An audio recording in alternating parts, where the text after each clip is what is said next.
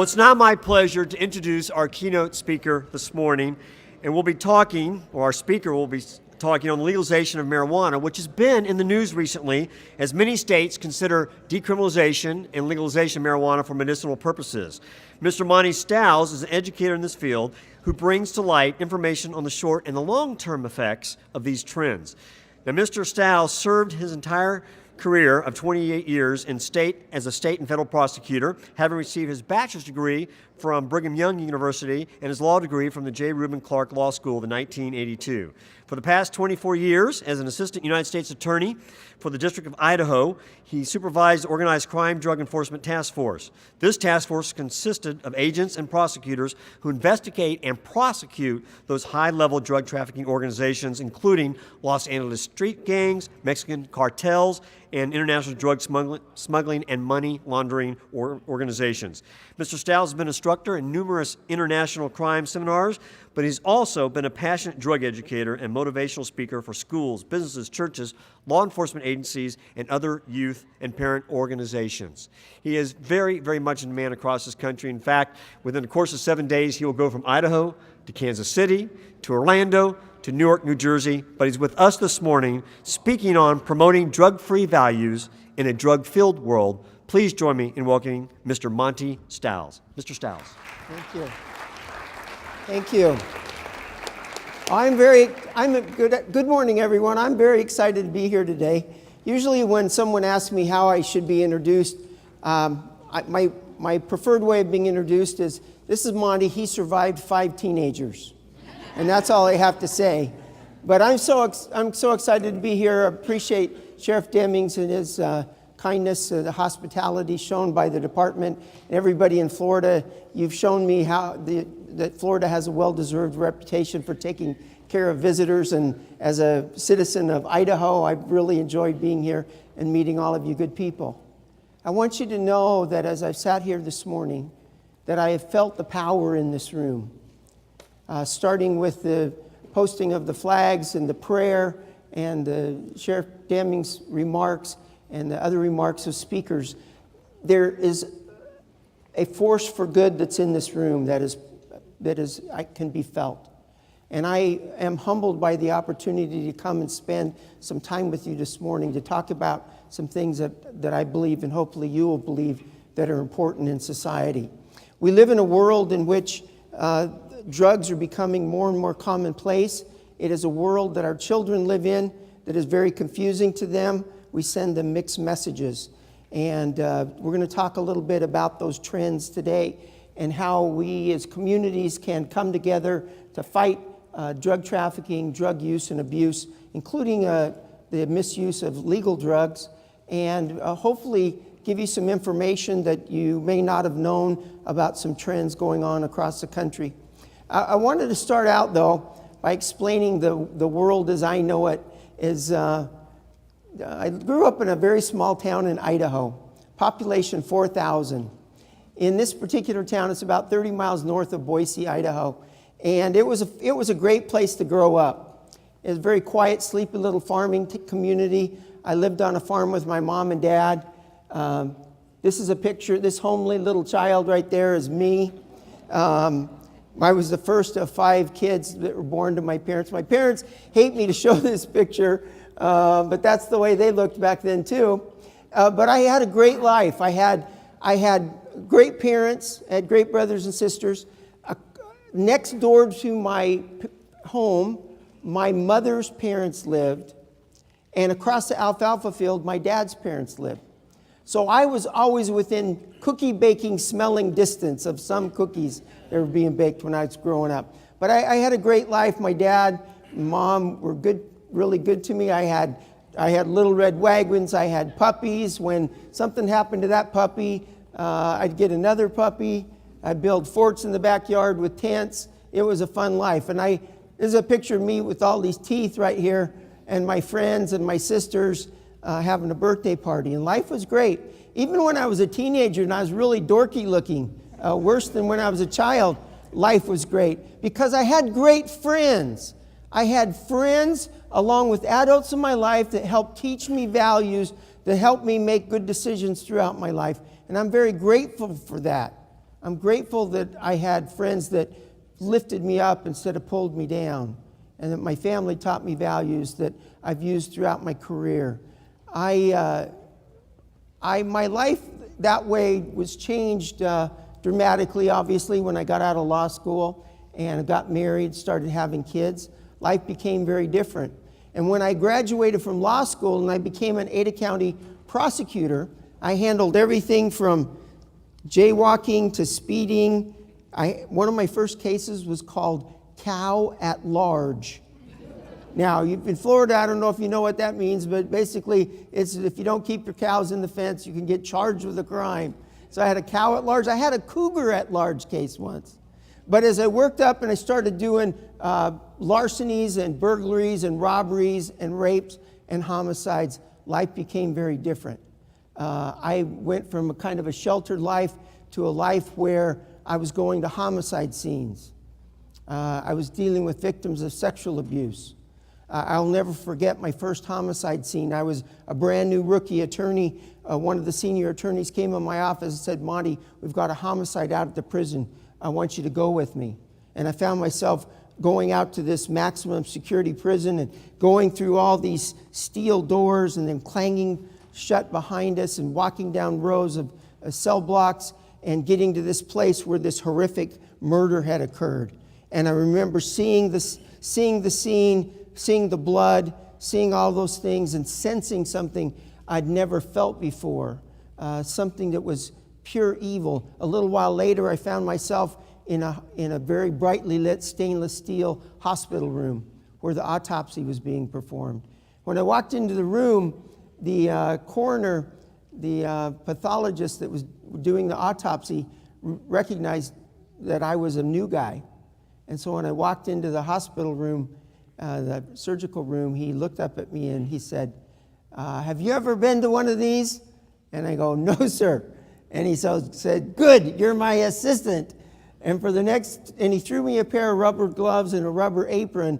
And for the next 3 hours, I helped Dr. Scott open, examine, weigh, lift out, dissect, everything from this guy's toes to the top of his head. And when I went home that day, I had a very different perspective on life. At that time, we only had 2 little boys, a 1-year-old and a 3-year-old. And I remember all I wanted to do was go get these clothes off that felt like death was clinging to them. Take a long hot shower, then find my little boys and put them on my lap, sit in my easy chair and hold them for as long as their little squirmy bodies would let me. Because for the first time in my life, I realized that no matter how many times, no matter how many scout trips I took them on, no matter what we taught them, no matter how many times we took them to church, when they walked out that door, if they walked out into a world where there were people that would want to hurt them, I could not protect them. And so I started my career believing in what law enforcement does and believing in what prosecutors can do with good law enforcement support, believing that there are people that need to be stopped from what they're doing and they need to be punished, believing there are victims out there that deserve to feel safe and protected in their communities. And so life as a prosecutor turned very different for me. Now life is very different. We've got, many years later, this is some of the kids and grandkids. We've got 9 grandkids altogether. Here's some of them. But one of them is the oldest grandson. His name's Jackson. He's a very precocious child. This is a picture of Jackson next to one of my wife's largest collection of yard signs, the world's largest collection of yard signs. And he's there that day playing around in the backyard. And I remember that day because his family came over for dinner on a Sunday afternoon. And after dinner, I went into the living room and started typing some emails. And after a while, Jackson came into the living room, sat down next to me, and watched me. And then he said, "Grandpa, how did you learn to type so fast?" And I thought for a minute, how did I learn how to type? And then I remembered there's something called a typewriter. And Jackson had never seen a typewriter before. And so I was trying to explain to him how I learned and this machine that I used. And so you're thinking about, how do you do that? You push these things, keys, and it makes this arm come up and whack on the paper. And when it whacks on the paper, it leaves a letter. So you type, and it's going whack, whack, whack, whack, whack, whack, whack. And I said, Jackson, when you made a mistake, what you had to do is you had to roll this thing up like this, and then you had to take a little tiny white paintbrush and paint on the bad letter. And then you roll it back down, and then you can continue typing. And he's going, oh my goodness, this is craziness. And so I thought, okay, so now that I've told him about a typewriter, I'm going to tell him about other stuff that his grandpa experienced as a child. So we talked about how we didn't have cell phones or even cordless phones, how we didn't have digital cameras, how we didn't have Nintendos, how our TV only had 3 channels, and every channel was in black and white. And you didn't do this to the TV. When you wanted to change the channel, you got up off the couch and walked over and turned the channel to one of your 3 black and white stations.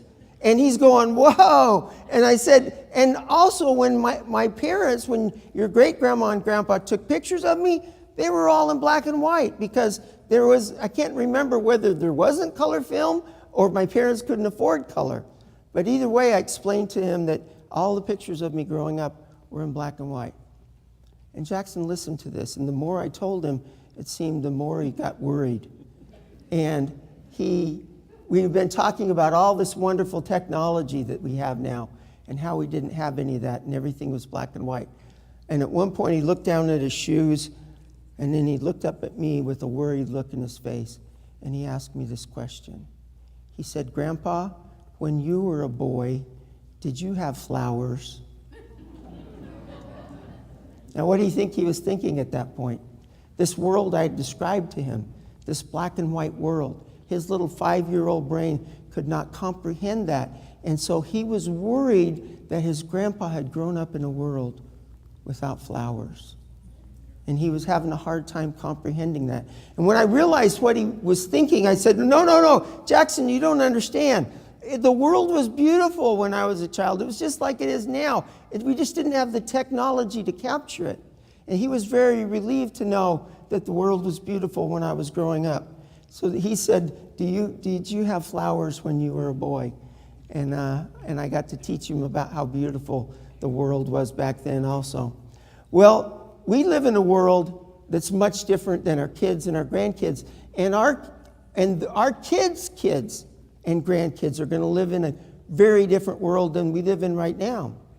I often talk to teenagers, and when I tell them the story about Jackson, I explain to them that someday, let's pretend the sheriff here is a teenager, barely beyond that, I know, but sheriff is a teenager, and I'll go, someday, if you're lucky like me, you're going to marry a beautiful young lady, and you're going to have kids, and you're going to have grandkids, and someday, I promise you this, one of your grandkids is going to come up to you, and they're going to say, Grandpa, when you were a boy, is it true that you had this thing called a smartphone?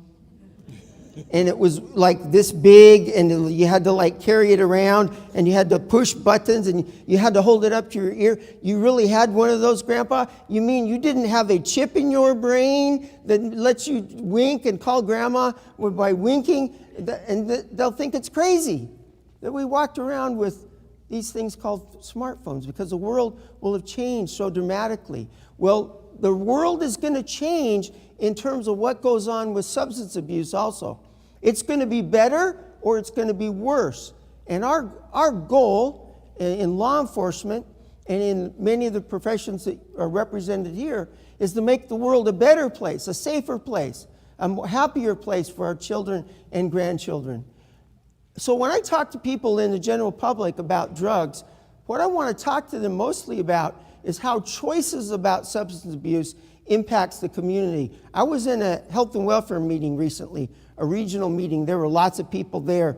And I was the last speaker. I was supposed to talk about drug legalization issues. And so I sat there for an hour and listened to all the health and welfare problems they were talking about. You know what they talked about most of the time?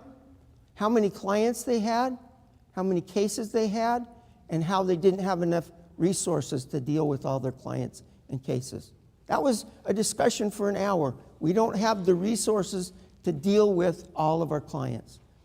And in fact, they talked about how many millions more they needed just to keep up with what was happening at the time. And I listened to all this, and I thought, when it's time for me to get up, I got up and I said this to them to start off. I said, ladies and gentlemen, I've listened to you for the last hour talk about this, and I want you to know I've come here to solve all of your problems. And people that had checked out and weren't paying any attention anymore, certainly didn't want to hear about drug legalization, suddenly perked up and sat up in their chairs as if I was going to get my checkbook out, write them a check for a couple of $1 million. But instead, I said to them, the answer to all your problems is not a couple of $1 million more. The answer to your problem is fewer clients, fewer cases. We've got to do things in society that help people make good choices so they don't become your clients. We have to do much more to help people make good choices so that we don't have this burden of the use of resources that we don't have. Because choices impact children. If there's one message I want to get to the general public, is that substance abuse choices impact children on a daily basis, and most of you, if not all of you, are aware of little children that have suffered because of the choices of an older child, a teenager, or an adult that impacts them. I think we don't talk enough about the idea of drug-endangered children, how these little children have either parents or caregivers who are under the influence. They're exposed to chemicals and meth labs. They're exposed to drugs themselves. They're exposed to syringes and other paraphernalia. They're exposed to firearms, and they're the victims of abuse and neglect, and some of it is so bad that they actually die from that. I want the people in our communities to understand that these children are real. They're not statistics. They're not headlines in the newspaper. They're real little children that suffer because of the choices made by adults. And I think that's a message that the public continues to need to hear, has to hear over and over and over again. We have to help people understand that bad choices relating to substance abuse consumes a massive amount of our available resources. We all pay taxes into the system. And some of that tax money is used to build things, libraries and universities and bridges and roads and things that help society. But a lot of our resources are used to clean up messes because of the bad choices of people. And we spend a massive amount cleaning up problems. We spend $600 billion a year based upon substance abuse costs, prevention, treatment, mostly treatment, and other costs associated with substance abuse. For every dollar we spend for prevention and treatment, we spend almost $60 cleaning up the messes from bad choices about substance use. We clean up the records from it. And if we spent more money on this end of things, in the prevention and education part of it, we wouldn't have to spend that money on the back end. We would have it to build things, to pay teachers what they're worth, to pay police officers what they're worth, to do other good things in society, buy laptops for our schools, do all those wonderful things. Well, life is all about choices. And if one of the things that we need to understand, and certainly all of you are here because you understand this, is drug abuse is not a victimless crime. We live in a society where people want to claim that it's their body, it's their brain, they can do whatever they want to do, that it just hurts them if anybody, and they could have the right to do what they want to do. And they think more about rights instead of responsibilities. They think about rights more than being accountable for choices they make. And we know that drug abuse is not a victimless crime, that it impacts everyone themselves, their own health, their own judgment, and it affects everybody around them, and affects the general community. Well, here's some examples of some bad choices that people make. This is 18 pounds of methamphetamine and a bunch of guns that were in the same car in a little town in Idaho. That was a result of bad choices. That's a lot of methamphetamine. Drug choices results in a lot of damage to the environment. Anyone who's ever been out on a meth lab knows that the chemicals involved in making methamphetamine are very dangerous, can blow up. The police officers that have to fight this, they go in, they have to wear spacesuits, full breathing apparatus, all of that, because the chemicals are so dangerous that they have to get geared up like that in order to go into a home where a meth lab is in existence. But you know what they find almost every time in those places? Little ones in bare feet and dirty diapers, running around a place that's basically a toxic waste dump. Find little children being exposed to those things. That damages the environment in other ways. All these chemicals, hydriodic acid, red devil lyre, Drano, sulfuric acid, red phosphorus, freon, all of those go into making meth. And all of that is cooked in a very imprecise way and provided to people in the form of crystal or powder or other ways that goes into people's body and has a devastating effect on their body and their brain. Environmental damage in another way. This is a picture of an outdoor marijuana grow on public lands in Idaho. You can see where the ground has been torn up, the brush has been cleared away, the trees have been cut down. They kill wildlife, they divert streams, they pollute streams, they dig up the mountainside, they put black plastic piping everywhere for miles and miles and miles. It's absolutely devastating to our public lands. And this is the kind of stuff that they leave in the end. Just gasoline and all of this garbage, and that's what they do. And one of the things I want people to understand in my community and other communities where I go is that those people are there for a reason. They are there because of consumers. They come to my state because there are people that want to buy this. And we often don't talk enough about how consumers, how the users create a demand that causes drug trafficking to happen in the first place. We want to point at the drug dealers and say, that's their fault. They're doing that. And we need to hold them accountable. But who's creating the demand for that? Friends and neighbors that are wanting that product that cause these people to want to come and make this in our state. Drug abuse causes a lot of health problems. This is an example of meth mouth, where those nasty chemicals cause a person's gums and teeth to rot and their teeth fall out. Who pays for the health needs of this person that has a mouth like this? Are they typically employed and have insurance? No. You and I pay for their health consequences because of substance abuse. We take those limited community resources and it gets diverted to take care of people that make bad choices. Mental illness. Substance abuse contributes to, exacerbates mental illness. It causes it in some instances.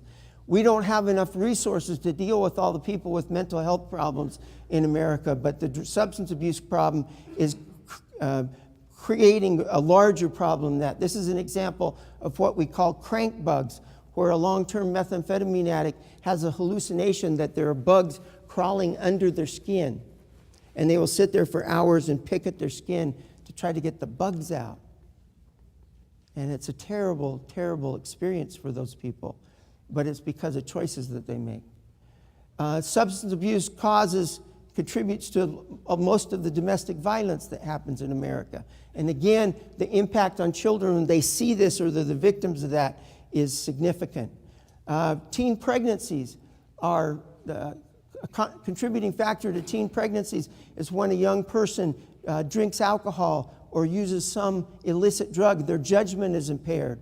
So they're not thinking about, should I do this or should I do this or this. They're just simply acting because they're lack of judgment. And so these little babies are born to them that aren't capable of being taken care of correctly. We live in a world in which prescription drug abuse is rampant.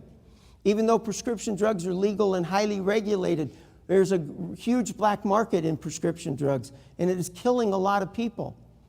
It's contributing to the rise in heroin use. Just to give you an example of how public resources are used, this is an example of a little hospital in East Tennessee where in 2008 they had 33 babies born that are addicted to prescription drugs, described as being in excruciating pain, agitated with seizures, tremors, nausea, inconsolable, which means they cannot stop crying. 33 babies, and yet in 2013, it went from 33 to 320 babies at an average cost to treat of almost $63,000 that we need to spend because those little babies deserve it. But you think about the resources in that one community to deal with prescription drug abuse, bad choices by people, and the pain and the misery it causes those little children.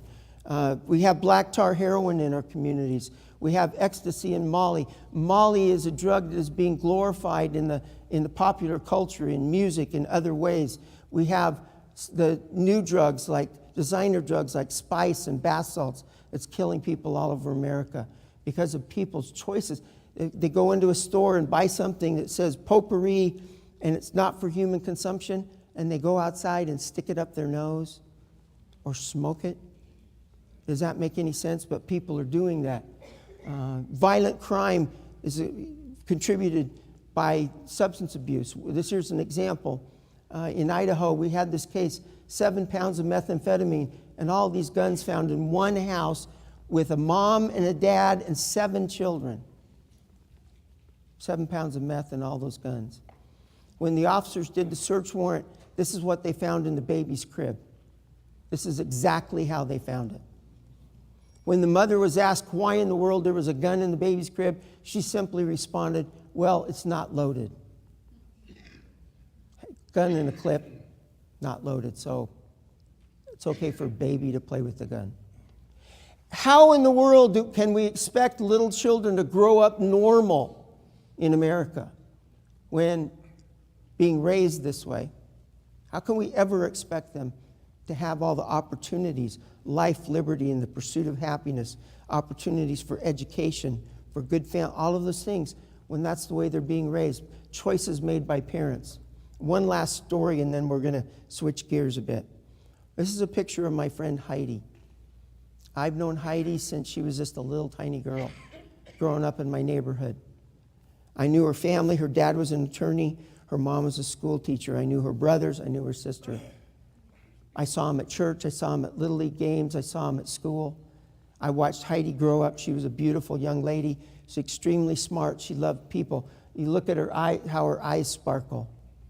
She's a very talented young lady and looked forward to the rest of her life. She was raised in a good home. Well, one day when she was about 16 years old, one of her friends offered her something called pot.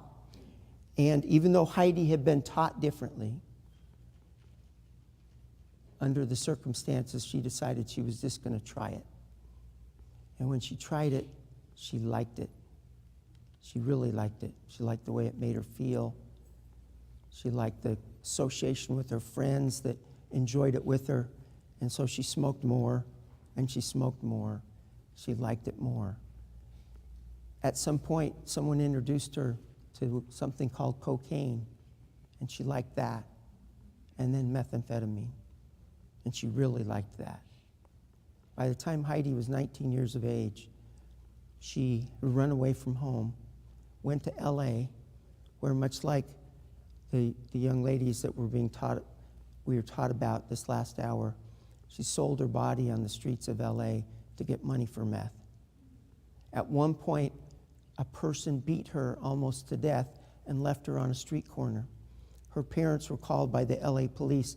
They rushed to LA where they found their beautiful daughter in a hospital room, badly beaten. They nursed her back to health, brought her back to Boise, Idaho, where Heidi declared her intention never to use drugs again.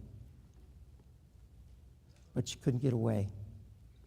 The call of the drugs was too strong. And she found herself back in that world, using and abusing, in and out of jail over the next several years, in and out of jail, on probation, on parole. I remember so many times my wife coming home from the jail because Heidi, she loved Heidi too. She taught Heidi in Sunday school. And when Heidi got in all this trouble, my wife was in pain about that. And she would go down to the jail and visit her. My wife would come home crying because she would describe how Heidi would be crying in her jail cell and be pleading for help to get out because she was going to get clean this time. She was going to get away from the drugs. And she would get out of jail and right back to the drugs. At one point in her life, in her early 20s, she was experiencing stomach pain, so she went to the doctor, went to the hospital. The doctors told her she was 6.5 months pregnant, and she did not know it. She was so skinny, so emaciated from the drugs, and the baby was so small inside of her, she had not recognized what was happening to her. And a few months later, even though she knew she was pregnant, a little girl was born addicted to methamphetamine. That little girl was taken away from her and given to another family that would love her and take care of her. And even after losing her baby, the pull of the drugs was too strong for Heidi, and she continued to use until a massive stroke took her life at the age of 26. And I was asked to speak at the funeral. And it was one of the hardest things I've ever done, because I was supposed to know about how to save people from this. But I couldn't save Heidi. No one could.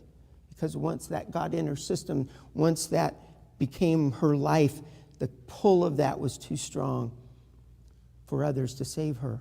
Now, I do so with the permission of her parents, who gave me this picture, but I show you another picture of Heidi. This is a picture. They asked me to take this picture and share it with everyone I speak to. This isn't even the worst that Heidi looked. This is at a time when she was kind of bloated because her heart wasn't working very well, and so she's kind of bloated, but most of the time she's extremely skinny. This is not the worst that she looked, but I want you to compare these two pictures. These are not pictures I got off the internet.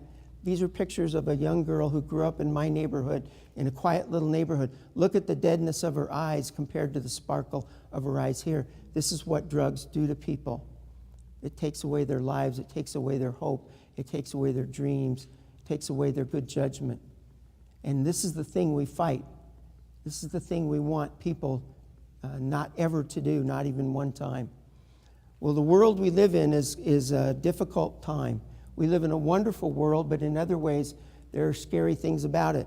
One of the things that is a national trend that I'm seeing all over the country is this idea of drug normalization. The normalization of drug use. Is this our future? Is this really the legacy we want to turn over to our children and grandchildren? It comes in the form, most of the time, in marijuana legalization, but it also comes up in the context of other drugs being legalized. There are voices in America that are calling for all drugs to be legalized, heroin included, and with the idea that it doesn't hurt anybody except the person using, and it's their body and their brain. They ought to have the right to be able to do that. Well, one thing they don't appreciate is the fact it doesn't just affect the user. It impacts all of us.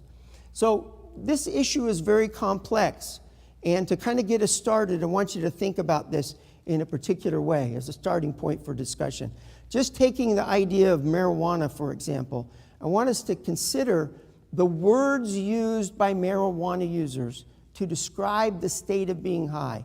Not my words, not the sheriff's words, not a drug counselor's words, their words. How do they describe being high? I suggest to you that these are some of the words that they use to do that. They include words like stoned, high, wasted, baked, fried, cooked, toasted, burnt, dazed, bent, on down to plastered, hammered, messed up, wrecked. And these are just the polite words. There are other things, ways to describe it. These are the polite ones. Those are the words they describe how they feel, what it does to their brains and their bodies when they are high on marijuana. Now, let me ask you this question. There are things that we typically find of value in society, certain phrases, certain ideals. Those ideals include these kind of things: good parenting, quality education, safe driving, good judgment, successful employment, productive citizens, safe communities, on down to healthy individuals and families. Which one of these values are assisted by people being in this state of mind? If we have a lot of this, do we get these things on top of it? If we have this, do we need any of these things? The answer is no. Those things are incompatible with each other. So the question comes, should public policy and laws be changed in order to increase the number of people in this state of mind? Is that really what we're looking for? Is that what we need? Is that is that good public policy? So as I talk about these things, I want you to understand that what I'm talking about is not about arresting marijuana users. It's not what I'm talking about right now. And it's particularly not about arresting people that are really, really sick, that believe that marijuana helps them in some ways. I'm not talking about having a lack of compassion towards sick people. That's not what this is about. What the drug legalization effort in America is about the commercialization of pot. Big pot as opposed to big tobacco. Widespread fraud and abuse, bad public policy. And one of my most important things is increased drug use amongst youth and other social and economic and legal consequences. In America, we have a movement towards the legalization, the normalization of all drugs. And that's best described when you talk about marijuana legalization. All of these states in blue and these two green states represent states that have already passed legalization laws. These states are targeted. What's happening nationally is that we first started to ignore existing laws, and then we have this idea of medical use of marijuana, and then it becomes recreational use, and now the movement is moving more strongly towards legalization of all drugs. And you might wonder what's pushing all this. One of the major things that's pushing this is the lack of action by the federal government, which is refusing to enforce major trafficking laws of the United States that have never been changed by Congress, and changes in law have never been signed by the president. They've simply chosen to ignore federal laws relating to drug trafficking. National pro-pot lobbying organizations, big pot advertising and promotion, we'll talk about here in a minute. News stories and social media, popular culture, celebrities, all pushing it. And the bottom line is lots of money going into the drug legalization movement. You might wonder who's behind all of this. There's three major groups that are behind it. One is called the Marijuana Policy Project out of Washington, D.C. They have a website. They're very pro-marijuana. This is the amount of money they've spent since 2004 to push drug legalization in the United States. $500,000 in Montana, $3.5 million in Nevada, $2 million in Michigan, 1.5 in Colorado during the last election. They've already spent $736,000 in Alaska for this election. It's going to happen in November. They've spent a tremendous amount of money. In fact, since 2004, this organization has spent almost $13 million to push marijuana legalization in various states. Another organization is NORML out of Washington, D.C. They also have a website. They're very pro-drug legalization. One of their founders, Keith Stroop, said that legalization movement cannot be stopped. Listen to this. Oh, we don't have the sound hooked up, I forgot. Richard Cohen is the director of NORML, said the key to it is medical access, because once you have hundreds of thousands of people using marijuana medically, the whole scam is going to be blown.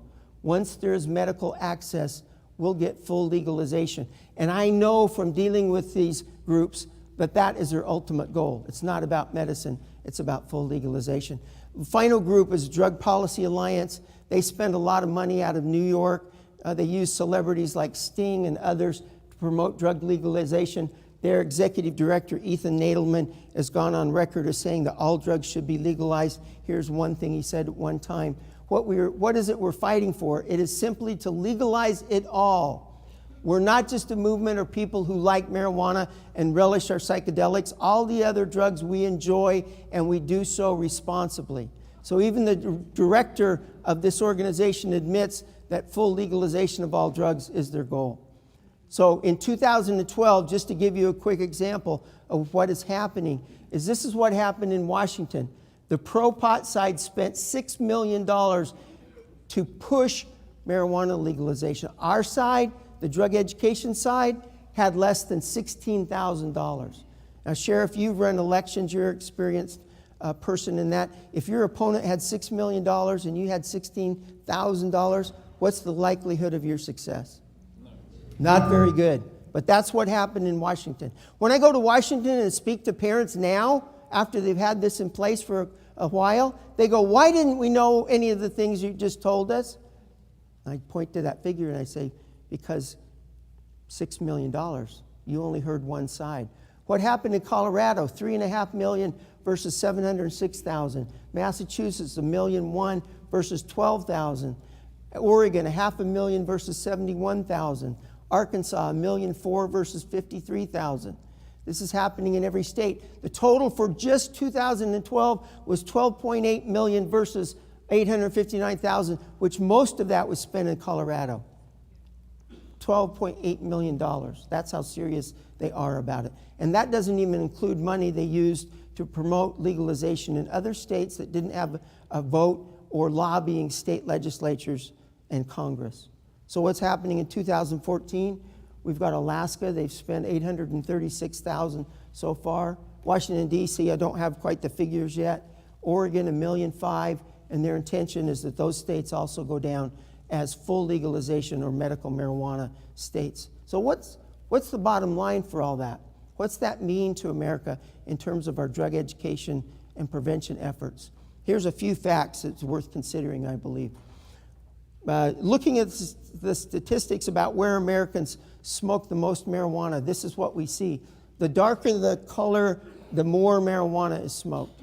You guys fit in. Florida ranks about 28th out of the 50 states, so you're about in the middle of use of marijuana overall. You're a little bit higher than the rest of the country in your 18 to 25-year-olds, but the rest of it, you're slightly under the national average. Now, here's maybe the most important thing that I can explain to you today. This is a chart of all the states in the United States, ranked by past month usage by 12 to 17-year-olds.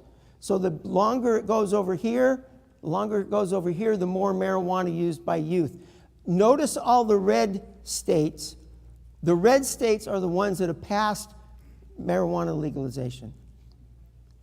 So basically what's happened is youth use rates have gone up dramatically. That puts them in the top 15, the top 20 of all the states in America.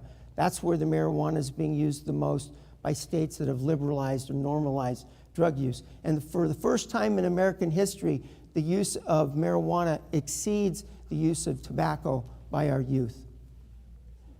Legalization consequences, here's a few examples. I could do a 4-hour class just on this. The state of Montana passed this in 2004, 62% in favor. Pot dispensaries sprung up everywhere. Here's the inside of one. This is the kind of medicine they are selling.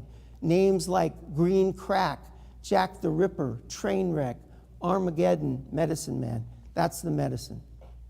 By 2011, Montana had the 6th highest rate of youth marijuana use in the country and the 4th highest rate of youth addiction. And by 2011, it was so bad in Montana, the legislature voted to repeal the entire medical marijuana program. It passed in both houses because it was such a mess. Problem was the governor refused to sign it, so they still have a medical marijuana law in Montana. California's experience, it's like the poster child for what not to do. If California's doing it, if you do the opposite, you're in good shape. The average California medical marijuana patient, the average, is a 32-year-old white male with a history of drug abuse. Does that sound like the picture that people try to paint for the people that are victims that need marijuana for medicine? That's their average. They have huge dispensaries. This one in Oakland has 104,000 patients that go to one location to get their marijuana. That's just one of them. In Venice Beach, these are pictures I took the last time I was down there. You got people in white lab coats standing out in front of establishments holding up their $40 medical marijuana exam sign. And as children and families go walking by, they're advertising, come and get your medical marijuana card here. They have signs, walk-in medical clinic. We treat all of these things, all of these medical things that we treat. If you can see it very well, you'll notice the people that are lined up to get their cards are not what appear to be sick people. They are young people in surfer shorts and with their hats down backwards and lining up, filling up paperwork to go in and get their medical marijuana card. because that's what's happening in California.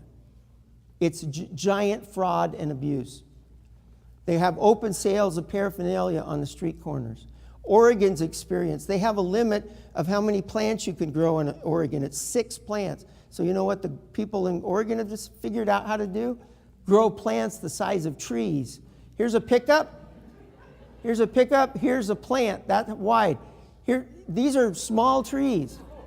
So they produce pounds and pounds of marijuana.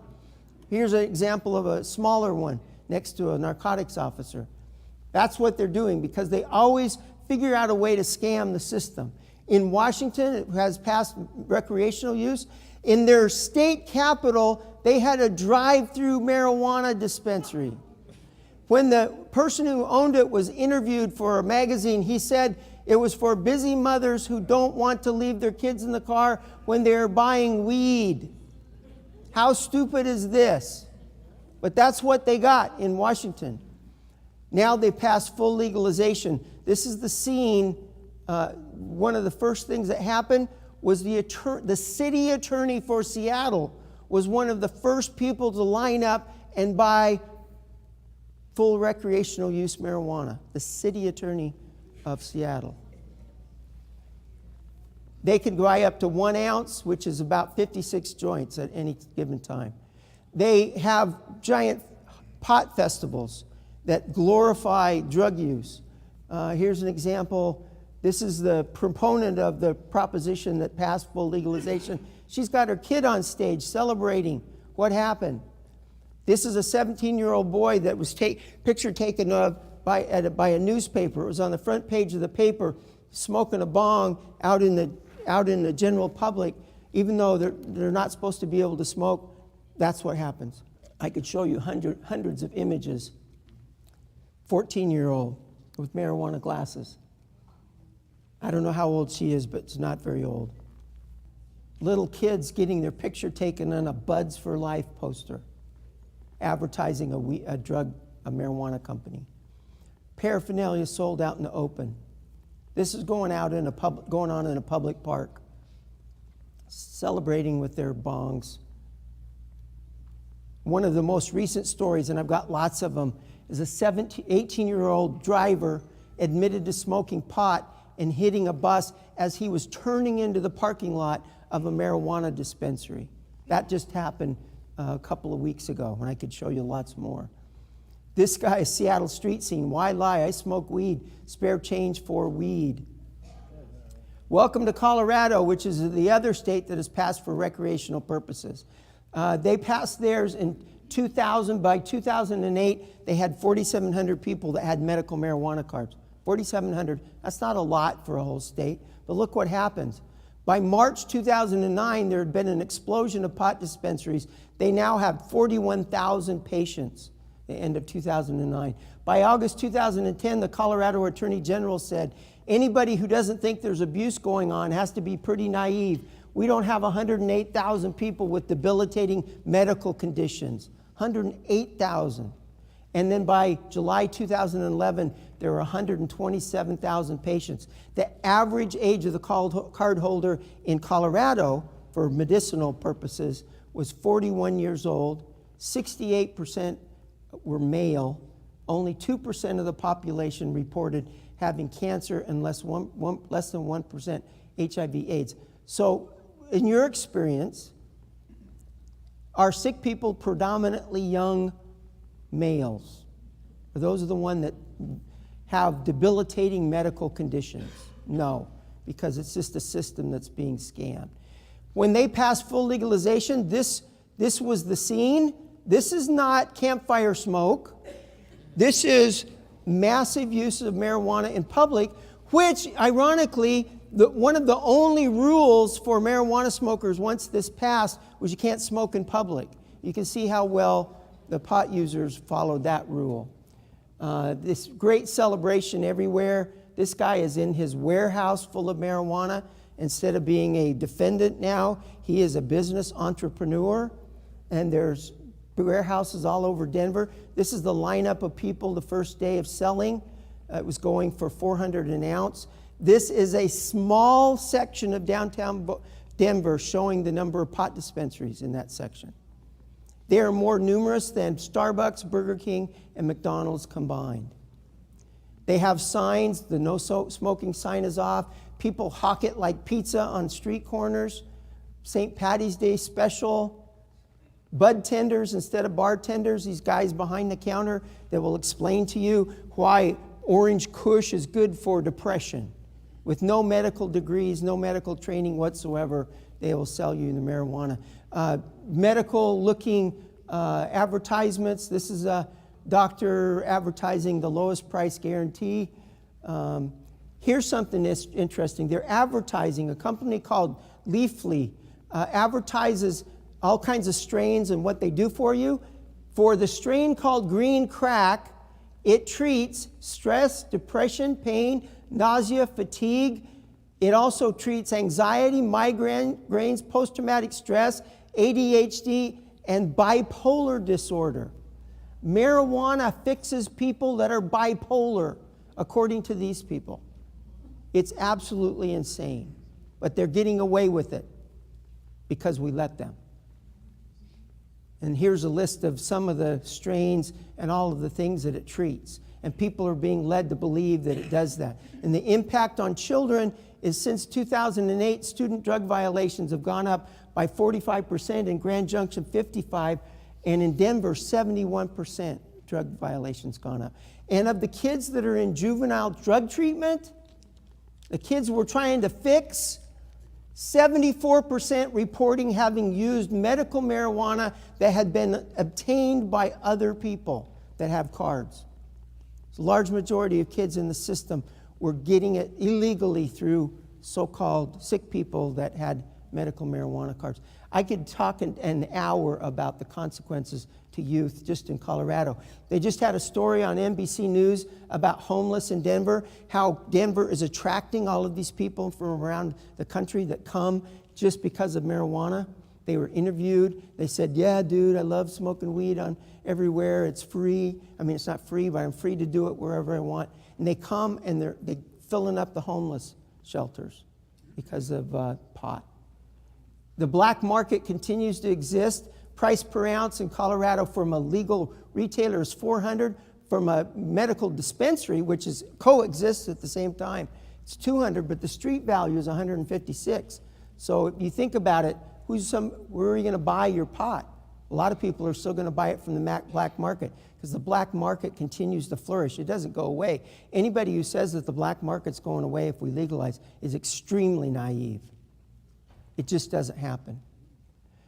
A report by the Rocky Mountain HIDA group showed all of the bad consequences of this, one of them being that Colorado now is a source state for high-grade marijuana on all of these other places in the country. Virtually every state gets drugs imported from Colorado because there's so much of it being produced. So Colorado's experience and everywhere else is there's a lot of social, economic, and legal chaos. So how does that impact Florida? How does it impact America? To me, it is like a cultural tsunami, drugs and popular culture. It starts with alcohol. Our kids are inundated with pro-alcohol messages. They see things like these Heineken bottles taped to a Nintendo game thing there. They see commercials like this that make it look, taste like it tastes good or it's really cool. They have advertised to them high alcohol content, things that look like fruit drinks or energy drinks. Very dangerous, very, very high alcohol content. And you got celebrity spokespeople saying this is the cool thing to do. Tobacco, our kids are inundated with tobacco-related things. And we've learned a long time ago that secondhand smoke cigarettes are bad for you, and we're trying to teach our kids that. And now they're being inundated with e-cigarette ads. Everywhere you have e-cigarettes going on. And there are some people that use e-cigarettes to try to stop smoking, but you know what the growing trend is e-cigarettes used to smoke hash oil, concentrated marijuana oil.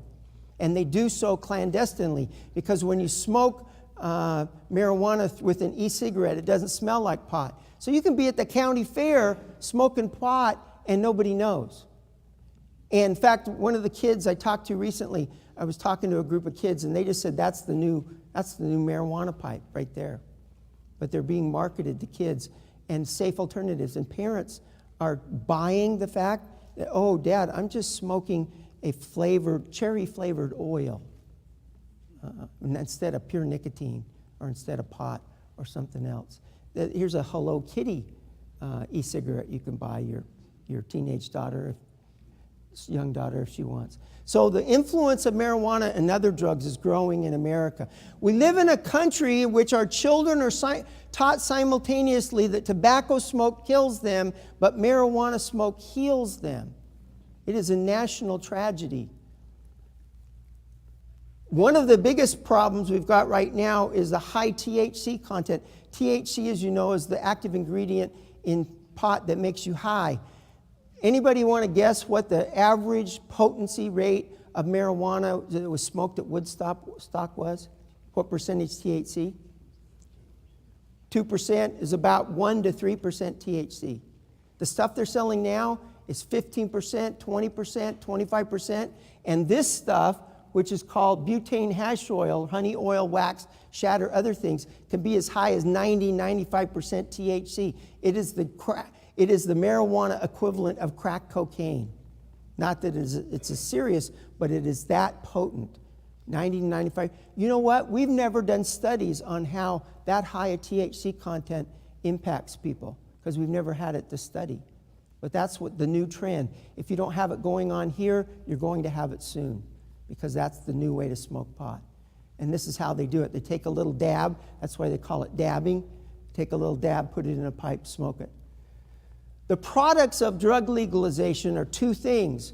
One is it promotes the use and acceptability of crude street drugs, but it also produces a toxic culture.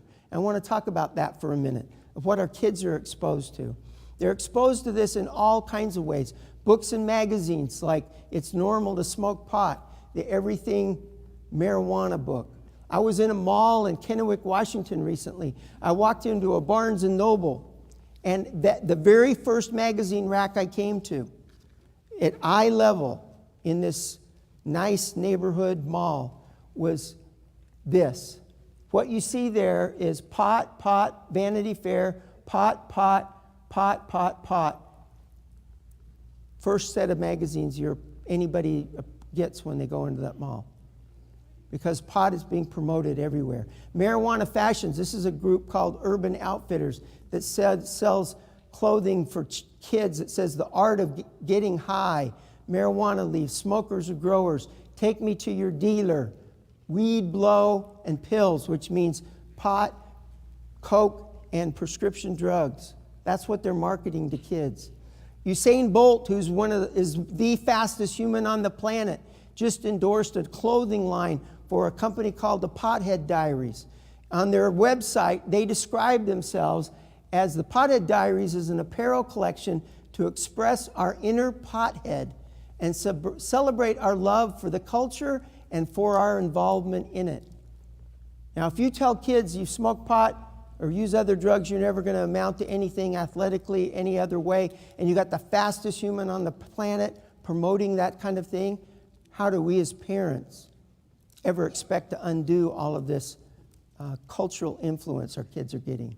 Marijuana products. I bought this in the Boise Mall. Ring pots, pot-shaped ring candy.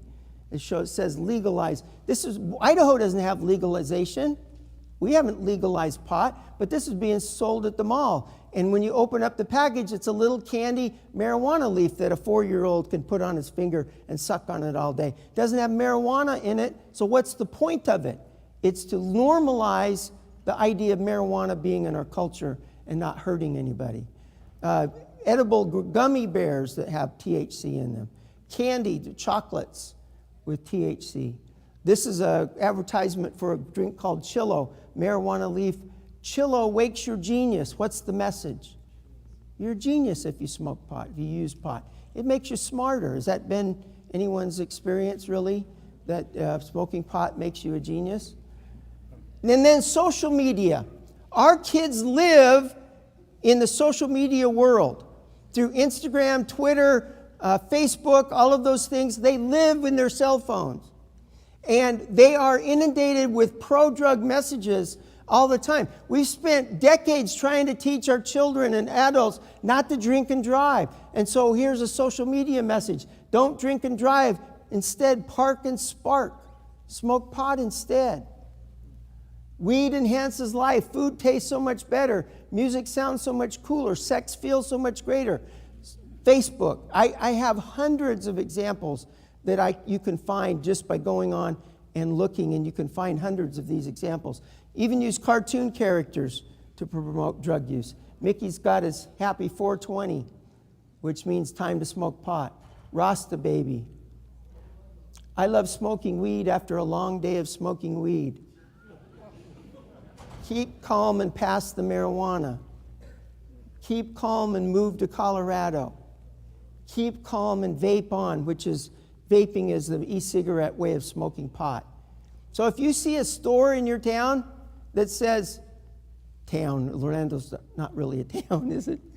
If you see a store that advertising vaping supplies, just a regular old store with, vaping supplies here, what you're seeing is like the old day drug paraphernalia stores that are catering to the drug trade. Yeah, they sell a few things that are used by legitimate people, but a lot of the vaping is the drug part of it. Keep calm and pass the LSD. So it's not just about pot. Study high, test high, get high scores. The best part about waking up is baking up. Get high the minute you wake up. That's the way to go to school. That's the way to go to work. I go to a school where the students are higher than their grades. If you smoke weed, you're going to have a good time. Let's think of those messages. I like girls that smoke weed. You could say I have high standards. My blood type is THC. This is the one that aggravates me the most. Again, think about drinking and driving. This one says, arriving to the party proper. This is the cool way to show up at a party. Drive your car there, and there's so much marijuana smoke, it billows out the doors and windows when you arrive. That is the new cool way to be when you come. We have countercultural icons that promote drug usage. Rihanna, there's hardly, I can't think of many people in the whole world more famous than Rihanna right now. The kids love her. Lots of people love her. She sells billions of records. She promotes marijuana. She tweets out pictures of herself smoking pot. This is one she sent out recently. What's the message there to millions of Twitter and Instagram fans that love her, think she's the coolest person on the planet? What's the message? What's the point? And then on the other end of things, you got good old Willie. Good old Willie loves his weed too. And he tells everybody about it. And he's been smoking it for a long time. Even though he gets arrested sometimes, he keeps smoking it. And he promotes it as being medicine and good for everybody. And I'll tell you one of the dumbest things I know. In the city of Austin, Texas recently, Willie was honored by having a statue unveiled to him. The mayor of Austin, Texas was there with other politicians and leaders of the community. And they unveiled this thing. And guess what day they had this ceremony? April 20th. When did it start? 4:20 in the afternoon. It was just a big joke. And at the end of it all, Willie got his band out and sang his new song, Roll Me Up and Smoke Me When I Die. And standing there was the mayor and all of these other city officials that were honoring him and paying homage to something else besides Willie's music. What happened in the world happened to Hannah Montana? She's lost her mind. Molly Cyrus has got marijuana leaves on her cell phone. She said this in a recent interview with Rolling Stone.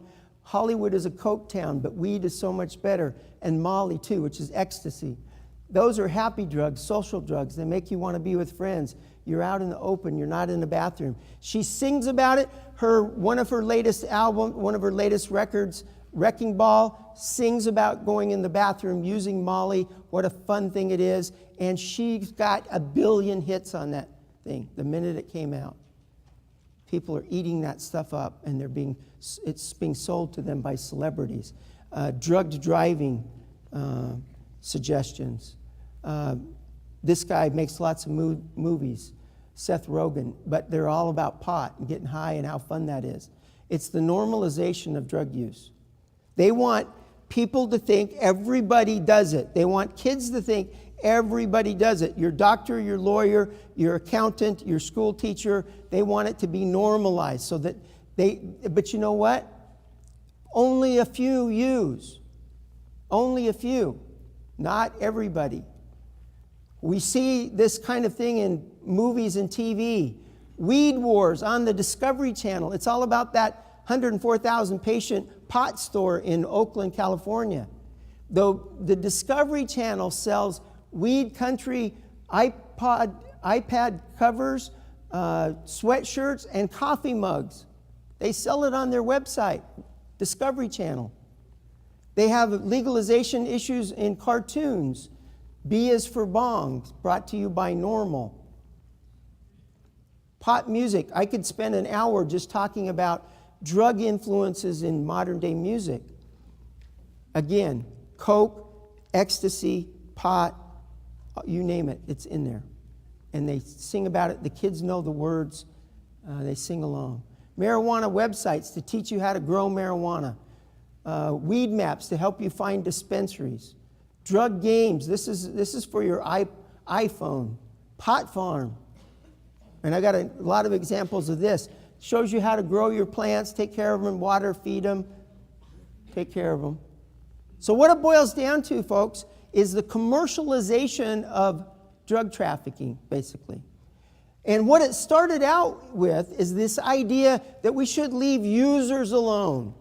We shouldn't bother them with arrests and convictions and records. We shouldn't bother them. We should leave them alone. But under the guise of not bothering users, we have allowed massive manufacturing, massive amounts of distribution, money laundering, and other crimes to be committed out in the open. Chief, your guys know how to do wiretaps. And any law enforcement officer knows how you do a wiretap. You get a court-authorized wiretap. In the not-so-distant past, we used to wiretap people and capture conversations that we would use to convict them of major trafficking crimes. Now those conversations are being stated in press conferences, and nothing happens.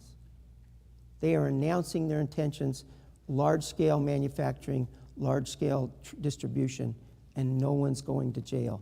Again, I'm not talking about users. I'm talking about traffickers that are getting away with it. It's become big, big, big business. The new pot barons. This guy's an ex-Microsoft executive. Says he wants to spark the nation's first brand of marijuana. He's claiming he will invest $100 million in the business in the next 3 years. He recently had a press conference with a former Mexican president. He says, we are big marijuana, wants his company to become the Starbucks of pot. Vicente Fox was there with him. That's him right there.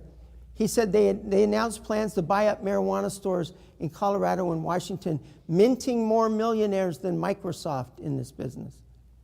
We don't have to guess what these people are about. They say it. And then you've got the whole ideas of pot as medicine. Talked a little bit about it. Raw marijuana is not medicine. It's a crude street drug. If you think about it for a minute, opium is the originating plant for heroin. You take opium and you can make a crude street drug, heroin, or it can be refined through an FDA-approved process and be made into morphine, which is a pure, unadulterated drug that a doctor can use to treat people legally. That morphine, if used in the proper way, under medical supervision, helps people. You would never suggest that somebody take heroin for pain instead of morphine or some other drug that's being manufactured. We have the FDA to approve those kind of medicines. It's the same thing. Pot is a crude street drug with over 400 chemicals in it and different potencies, and then there's medicine. When I've had kids say, dude, it's just a plant. God made it. He wants us to He wants us to smoke it because it's just natural. Well, I asked him this question then. Do you know where cocaine comes from? No. It comes from a plant. How about methamphetamine? Nope. Comes from a plant called ephedra. How about alcohol? It's a plant. How about tobacco? You don't think you should smoke tobacco, right? Right, it's bad stuff. It'll kill you. Well, it's a plant. How about hemlock and poison ivy? Are those plants, are they good to smoke? No. But that's the message they've been getting, is it's safe. Now, the FDA approves things that are pure, safe, and effective, and they have not approved any smokable form of a crude street drug. Now, there are certain compounds from marijuana that are already available in your state and every other state in America that are FDA approved. There are drugs like Sesamet and Marinol. You can get that today, and your state's approved some other uses for that. There are other drugs that are in FDA studies, like Sativex, these other things. They're getting in the process of being approved. And then you have the raw street drug, which has never been approved for medicine because it's not. It may have compounds that are helpful, but those are being developed by pharmaceutical companies. So the bottom line is, in the medical marijuana field, there's massive fraud and abuse, people that should not be using it. For example, this is the card holders in California. Only 2% report AIDS, glaucoma, or cancer, and the rest of them report pain. And that pain could be in your toe, in your thumb, in your elbow, in your head, in your back, as long as I come in. And if you're my doctor and I come in and I say, my elbow hurts all the time, how are you going to disprove that? How are you going to know whether that's true or not? I just tell you. So if you're an unscrupulous doctor, makes a lot of money giving out medical marijuana cards, you go, oh, write you out, there you go. You got your card now. That's how it works. It's the nose in the tent. And in almost every instance where medical marijuana has been passed, that immediately jumps to a full legalization campaign. I could explain state after state after state that's doing that. So let's talk about a couple other issues, and then we're going to talk about the good news. One thing I already mentioned is all of these programs in every single state are all in violation of federal law. Every single one of them. There's not a dispensary or a manufacturing operation in America that's not committing felonies on an hourly basis. And so what we're doing is we're ignoring our laws, and it breeds disrespect for all laws when the feds don't even enforce their own laws. And again, it's not about users, it's about manufacturers and distributors. We have some states that pass it through the legislature, some states pass it through voter initiatives. Some states pass changes to their statutes, some actually put it into their constitution. It's a constitutional right to smoke weed. That's what some of them are saying. They all grant immunity to users, doctors, providers, distributors, so they can't get sued. One of the biggest problems is that a lot of them describe all of these terrible diseases, which may or may not be a good thing, but almost every one of these laws include or other conditions for which the doctor believes that the use of marijuana would likely outweigh the potential health risks. So if a doctor believes it, they can write it for whatever it is. They can write it, and that causes a huge problem. When a doctor certifies that you need medical marijuana, he doesn't deal with the quantities, the method of ingestion, the dosage, the potency, the frequency, the duration. None of those things are controlled by the doctor. It's controlled by the user. So that's like saying, Sheriff, here is a bag of OxyContin, and I want you to use as much of this as you want, whenever you want, for as long as you want. That's the rule. Okay, you got that? That's how it works. That's how it works. And then the potencies, the 1 to 3% at Woodstock days, down to 95% now. Drunk driving problems it causes because we don't have good tests to determine whether somebody's under the influence of marijuana. They got smoking in public places. There are big fights about what public places are. Drugs in the workplace. How do you deal with, if you have a drug-free workplace policy and somebody tests positive for pot and you fire them, in a medical marijuana state, guess what happens to you as the employer? Get sued because you're trying to deprive somebody of their medicine. So it creates huge problems in hiring and firing practices. It causes lots of lawsuits. It affects business property values, landlord-tenant issues. If people can grow pot in your state, do you want your rental property to have this in the basement? Or one of these? Or black mold everywhere because humidity levels kept so high. Lots of other problems, including zoning, advertising, those kind of things. And so the question becomes, who covers the increased costs to society? Who pays for the massive regulation process? Who pays for increased social costs, increased law enforcement? Who pays for all the drug education we need to do now? Who pays for the lawsuits?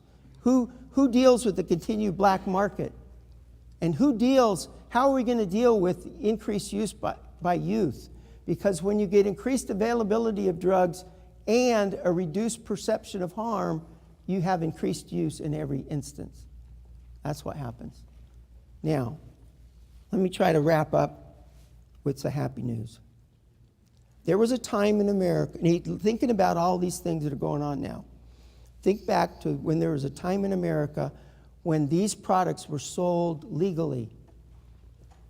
Cocaine toothache drops, coca wine, something for asthma, 40% alcohol plus 3 grams of opium, heroin sold by the Bayer Aspirin Company, opium for newborns, 5 days old, 5 drops, 2 weeks old, 8 drops. Adults can have a teaspoonful. Opium. This is all snake oil stuff. This is in the old days where before we had the FDA, people sold cannabis, otherwise known as marijuana. They sold cannabis oil as medicine. But at some point in our nation's history, we woke up to the fact that these snake oil salesmen were selling things that weren't pure, weren't safe, and weren't effective, and shouldn't be allowed by humans to consume in that form. And so we created the FDA process to make sure the medicines we consume were safe, effective, and pure. And that's how we do it now. Now think of old days, the good old days, as some people like to call them. When I was born in 1955, 65% of adults smoked cigarettes. This was a common thing that you would see. All of our cultural icons, movie stars, musicians, everybody smoked cigarettes. That was that time. It was okay. It was acceptable. In fact, the tobacco companies sold this stuff to us using a variety of methods that they can't get away with today. They used doctors to sell cigarettes. What did these doctors say? It doesn't hurt you, it helps you.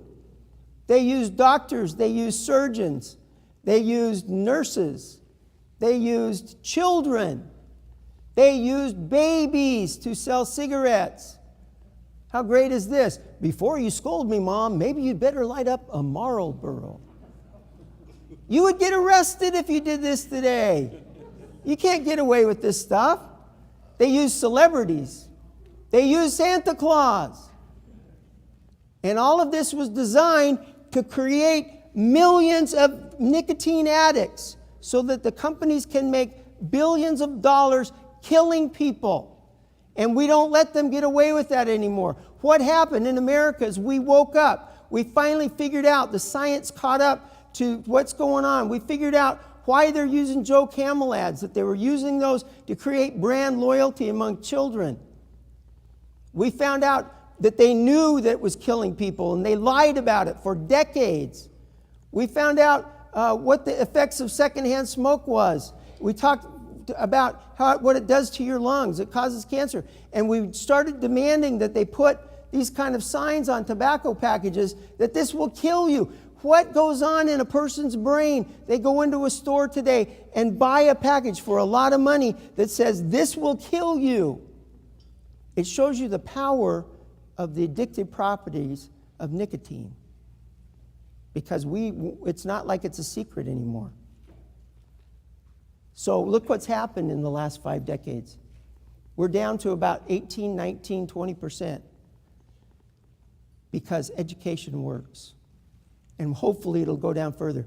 I don't mean to pick on you every time, Sheriff, but when you and I were kids, and could you have imagined a world someday where cigarette smokers had to go outside and huddle pitifully together in the rain because they're not allowed to be in buildings with other humans? Could we have imagined that? I couldn't. But what happened? Change happened because of education, because education works. We know how to do it. We know how to change people's opinions and minds about this. Some other examples include the designated driver program. Started out as an idea that a Harvard professor had that wasn't a program, wasn't a government program. It was an idea in this Harvard professor's mind to put this idea of designated drivers into the public consciousness by writing it into Hollywood scripts like The Cosby Show, LA Law, Cheers.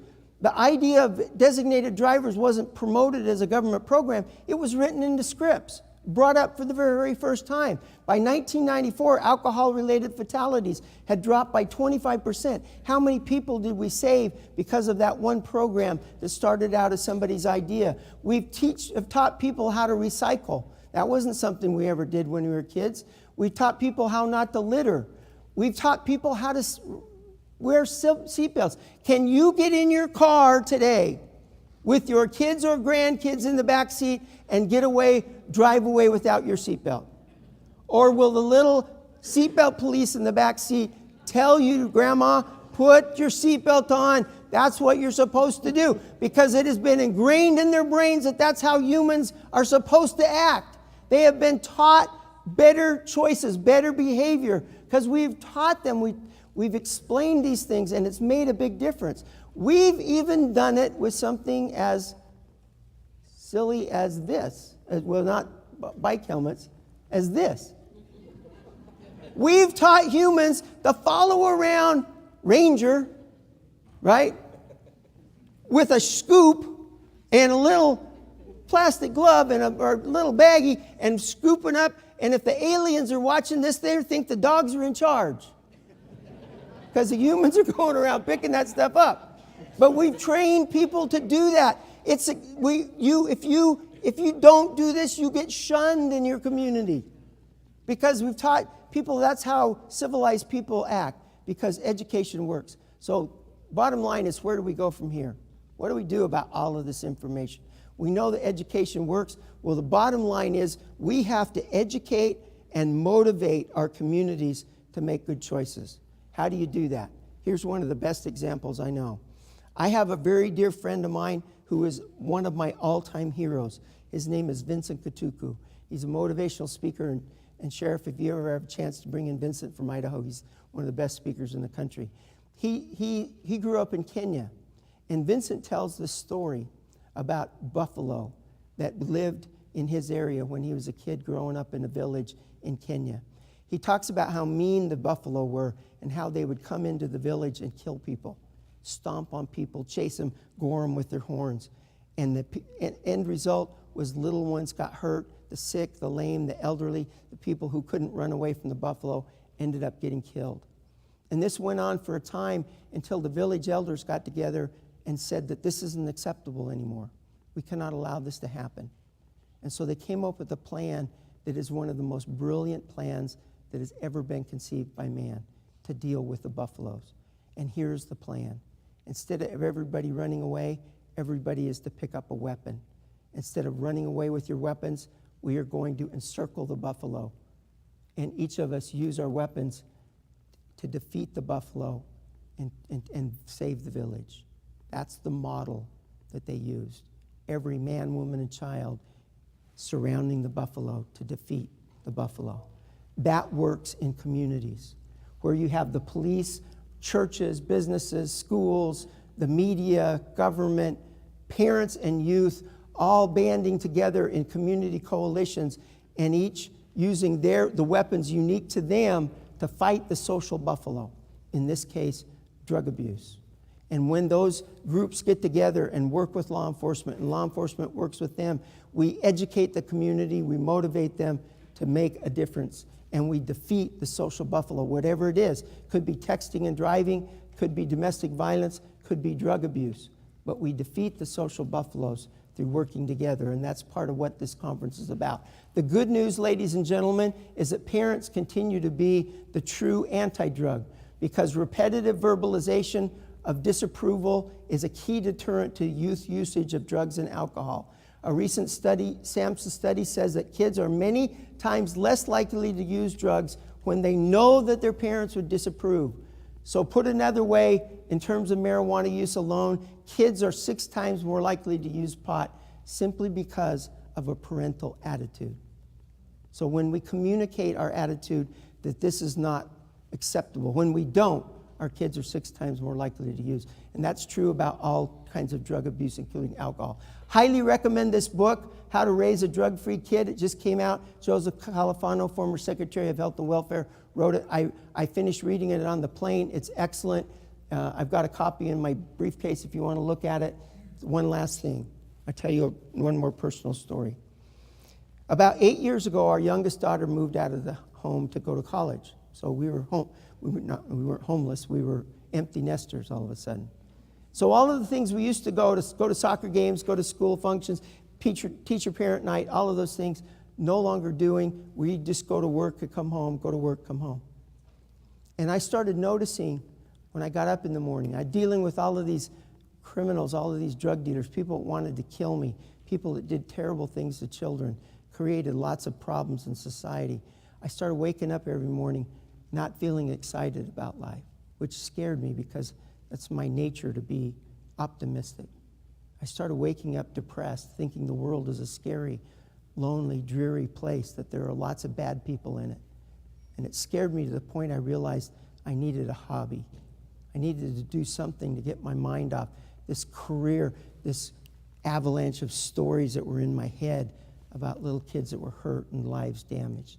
So what I decided to do, and there's lots of them that you can do as a hobby, what I decided to do is buy a cheap little film camera. Back then it didn't have digital. And I bought this cheap little camera, and I started walking around with this camera, looking through the lens. And when I started doing that, the world changed for me. Because instead of thinking of all the bad things in life, I started to notice everything that was beautiful, that was unique, that I wanted to capture and share with someone else. And I did that very badly at first. I didn't even know what I'd taken a picture of in some cases. But I started looking through the lens of a camera, and as I got more into it, I spent more time doing it, looking through nicer camera lenses and starting to capture some of the things. And over time, I went from that little boy that all of us were like when we were full of wonder and awe about the world we live in, and we later get to be adults and we're consumed by the worries of the world and paying bills and jobs and all of that. And I took up photography, and it changed me. I started to notice small things like the inside of a flower or rain, new rain on a flower. I love to take pictures of wildlife, and I've noticed amazing creatures, a little butterfly that's drinking out of a flower being held by a little girl in a park in Portland, or a beautiful spider web created by a very ugly creature seen right after a rainstorm, or a little tiny frog on a giant lily pad in San Diego, or a baby red-tailed hawk that is at the top of a 50-foot tree that I had to climb in the middle of a rainstorm and hang on for dear life as I'm looking eyeball to eyeball with this creature. And it had never seen one of me up there, and I'd never seen one of it there either. Little river otters playing in a river in the middle of Idaho. A baby fox that was staring at me from his den. A wild mustang in the desert of Owyhee County, Idaho, shot from a helicopter. A real live wild cougar in the mountains of Idaho. My son and I like to track them and tree them and take pictures of them and let them go. And they're beautiful creatures, and this is what one looks like if you get in the same tree with it. They have very sharp teeth. And this is a baby one. This is a wild baby cougar. I was in a tree on New Year's Eve for 5 minutes, and it was one of my best days on the planet. Appreciative of nature and everything that we have here and all of the things that we can do. And the world is full of those kind of creatures. A grizzly bear in Yellowstone. Babies following the mother through geysers on an early Monday morning. A mountain goat in Hell's Canyon, deepest gorge in North America, and what the goat thought about me. The world is full of all of you. Amazing people with amazing stories, including my best friend Al and his first grandchild, my nieces in Wildflowers, Henry's Lake, my granddaughter Mia taking one of her first steps, Jackson in the bathtub. A day that 3 little grandboys all had to be Superman at the exact same time. A little girl I met at a 4th of July rally who inspired me. My 100-year-old grandpa who's still alive and living in Emmett in the home I knew him for. The world is full of opportunities and adventures. You can raft rivers, you can climb mountains, you can explore canyons, you can canoe across beautiful lakes. You can travel to exotic places and see amazing things. Coeur d'Alene, Idaho, Boston in the fall, Paris as the sun's setting, the Eiffel Tower shadow is going over the city, or a Mayan temple that was built thousands of years ago and then by a people who have long since disappeared. We live in a beautiful world full of wonderful creatures, people, places, adventures, opportunities. The world we live in. And it's all there for us to enjoy. Teton Mountains, Grand Prismatic Springs taken from a helicopter. These things right here are people, and that's a sidewalk. That's how big that thing is. And all of those things are on this planet. I didn't take this picture. But you're sitting on this. We're standing on this. All of those things I just showed you are all on this planet. And further out in space, there's even more amazing things. You can see all kinds of things. A close-up of the sun, a close-up of Jupiter, nebula that are out there. And the coolest picture I've ever seen, the one I love the most, is this picture taken by the Hubble telescope years ago by the NASA scientists. They pointed the Hubble telescope out to the deepest, darkest, blackest, most empty part of the universe and started taking pictures. And when the picture started to come back, this is what they saw. In the deepest, darkest, blackest, most empty part of the universe, this is what they found. Tiny little sliver of the universe, 5,600 lights. None of those lights are stars. Every light in this picture represents a galaxy with between 1 and 2 trillion stars each. That's the universe we live in. How could we ever be bored? One of the saddest things I know about human nature is people use boredom as an excuse for substance abuse.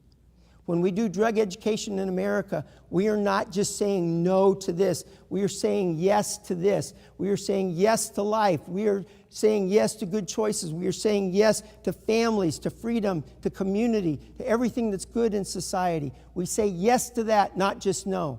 And that is a proud thing that we can do. It is a wonderful thing that we can do.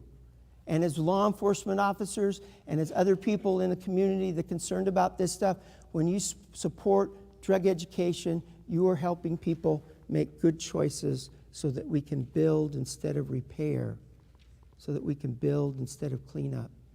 And that's God's work. If you're religious, that's God's work. If you're not, then that's good stuff to do. A good thing to do. So I want to thank you again for letting me be here, Sheriff. Thanks so much. I hope the time is worth it for you. I appreciate all of you being here. God bless you for being here. Keep up the good work. Thank you very much.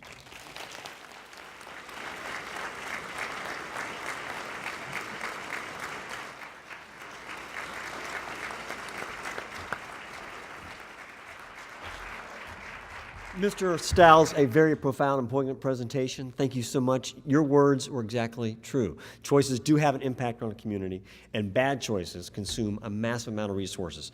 To put in perspective, Mr. Stiles used the quote there, the fun fact of $600 billion cost on drug abuse, the impact to America every single year. The state of Florida last year had about a $74 billion budget. That's only 1/9 of that cost to the nation, just to put it in perspective. And Mr. Stiles, that very strong example you used of Heidi, the personal story, it reminds us when it comes to drugs, they have the most powerful siren song that leads us to those rocks of personal destruction, and we cannot forget the pull, the very harming pull that drugs have on our society, and it starts with the individual. Wonderful presentation. Thank you so much for sharing your talents and your expertise. And I believe, Sheriff Demings, you have a presentation for Mr. Stiles. Come on up, Monty. That was a fantastic presentation. We have a small gift for you that I believe can fit on the plane with you going back. One of the things that's in here, there's memorabilia from the Orange County Sheriff's Office, but also there's a pen, an engraved pen here, and it's similar to one of the weapons, if you will, that we're going to use.